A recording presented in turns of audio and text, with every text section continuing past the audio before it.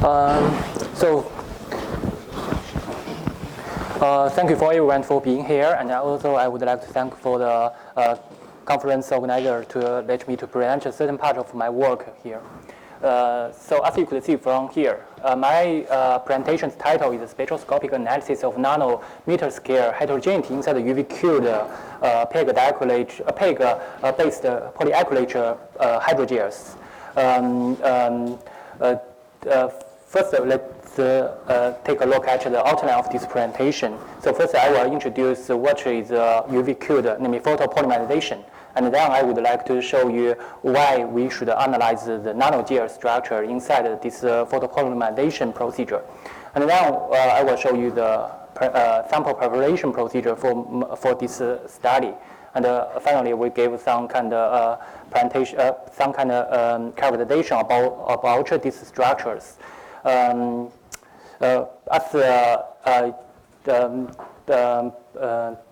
Already being told by the Professor Tostoyev, because when you do analysis on a very complicated macromolecular structure, not only NMR is not enough. So that's why I actually want to convert to a concept.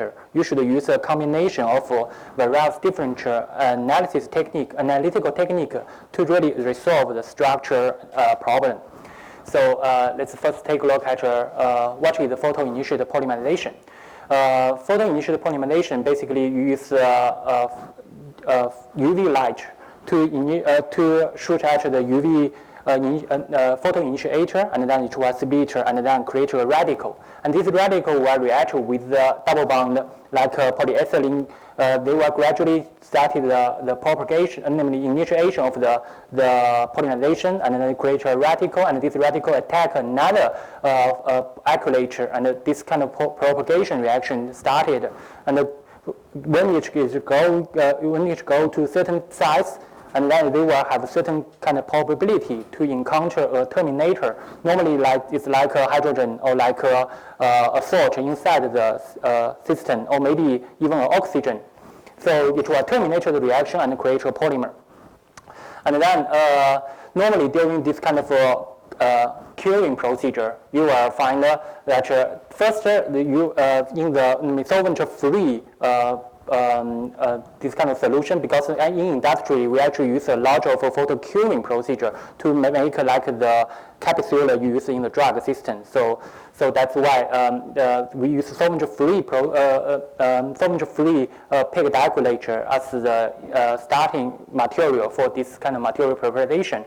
And then when you start the UV curing procedure, they normally first form a small, like a small seeds, and then they gradually grow to a larger gel. And when the curing procedure near its end, you will find that this is a very densely cross-linked part, and it becomes a gel. And then this kind of coating procedure is normally used in industry to prepare this kind of drug capsule.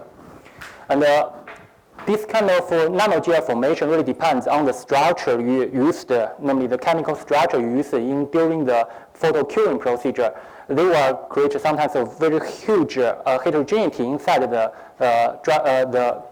gel system, and this kind of thing will cause difference in the mechanical property of this kind of gel. So what happens is you need to understand this kind of relation between the chemical structure, macroscopic chemical structure, and the macroscopic mechanical property in order to really prevent sudden mechanical failure when you really use this kind of material. So this is why, because this have industry interests, so we studied these things.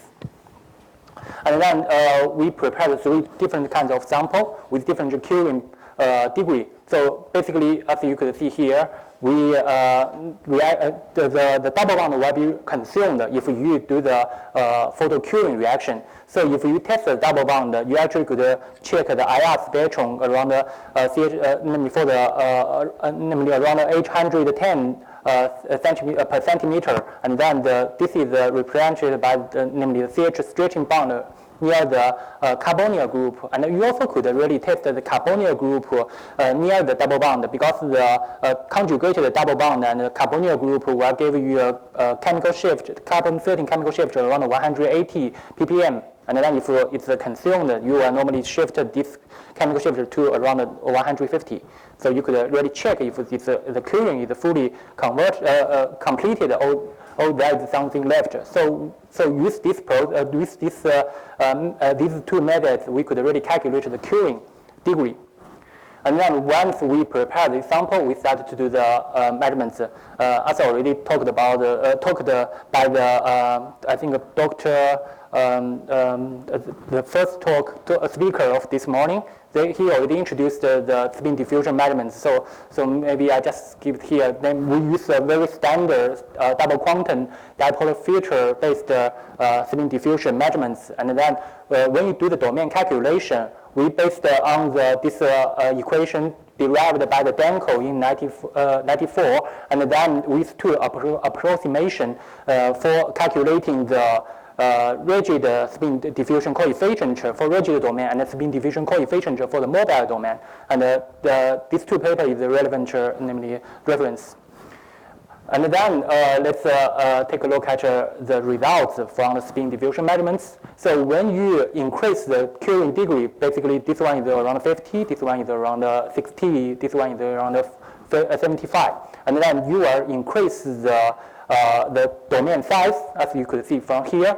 So as we could expect it, because when it is growing, namely the nanogel is growing, when you further cure the system, it will grow to a certain size, and finally maybe this nanogel connect with each other when it reach maybe 99%, and then it's just become namely fully cured and then cross-linked network. And then we also use effects.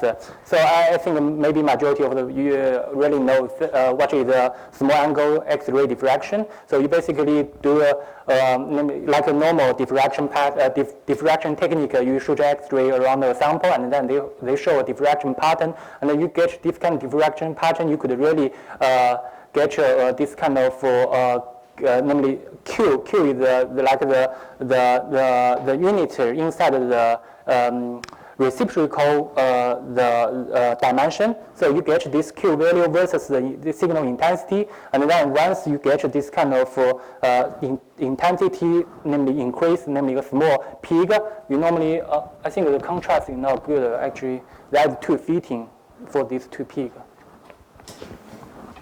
So you could do a fitting, and then one of the peak is for the small domain, because if as you could know that it's a reciprocal dimension. So if it's near the zero, it means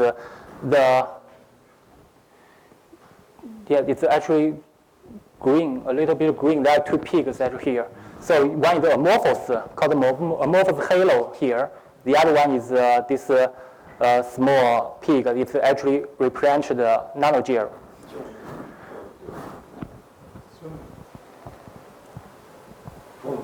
Yeah, as you you show here.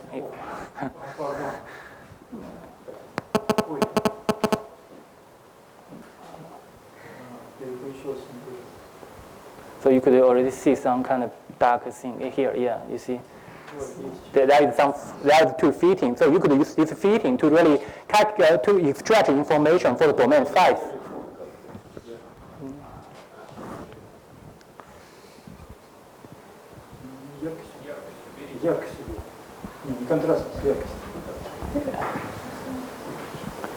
Yeah, here, yeah, you could see.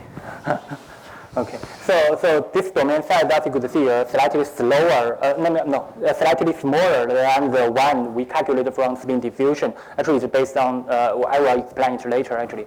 And then we also did AFM. I think atomic force microscopy also should be familiar with audience. Yeah. So it's basically shoot a laser beam at a cantilever, and then this laser beam will reflect to a photodiode. And if there is surface tomographically namely very harsh condition, namely there is a protruder outside the surface, you already record it, namely do a tomographic analysis. You could see this kind of diagram, and then you do an analysis, you could calculate the domain size and the distribution of the hard domain. So there are two different models to really record the AFM. One is the contact model. So normally they will neglect in contact model is the easiest way to really conduct AFM analysis. But there's a problem for if there is this kind of small h contact model normally couldn't really detect these things. So you need to use a typing model. In this case, actually we use typing model to analyze this structure. And then let's take a look at the results we generated from this analysis. So with 4 nanometer tip and in typing mode, so we could also find that actually the domain size is actually growing if you increase the curing degree. So finally, we did also some analysis on swirling degree. The concept is actually quite similar, so I didn't really repeat these things. So you could see, but in AFM, the problem is you want to fix the sample on a small silicon substrate. It's very hard, so we didn't really do the AFM analysis. But if we do the NMR and the SAX analysis, what we found is actually in SAX, if you increase the swirling degree, you actually decrease the size. And then when you in NMR, actually when you increase the swirling degree, you actually increase the size. So it's a little bit contrast to each other, contrary to each other. So our explanation is basically if it's like a small, namely non-swollen sample. So you basically analyze the electronic density from the sex, but you analyze namely the molecular dynamic, namely rigidity of the chain by NMR, spin diffusion.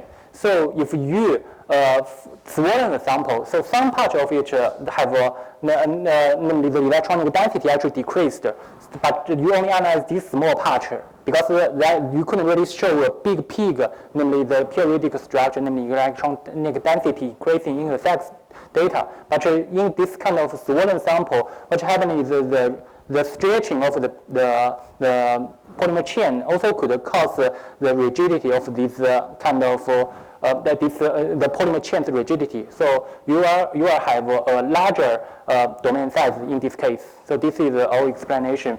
Maybe we will do some more namely detailed analysis, because right now we are doing NMR cryopyrometry to see the pore size difference, and also do thermopyrometry to correlate the data.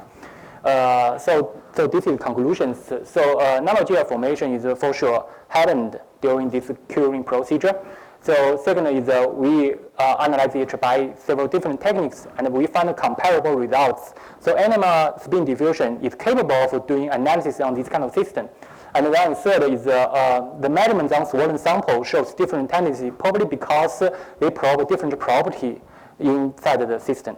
So this is my study. So I just namely acknowledge to all the people involved in the project, and then also the financial sponsor of this study.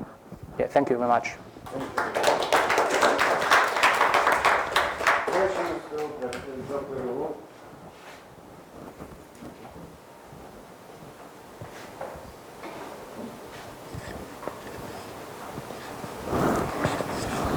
No?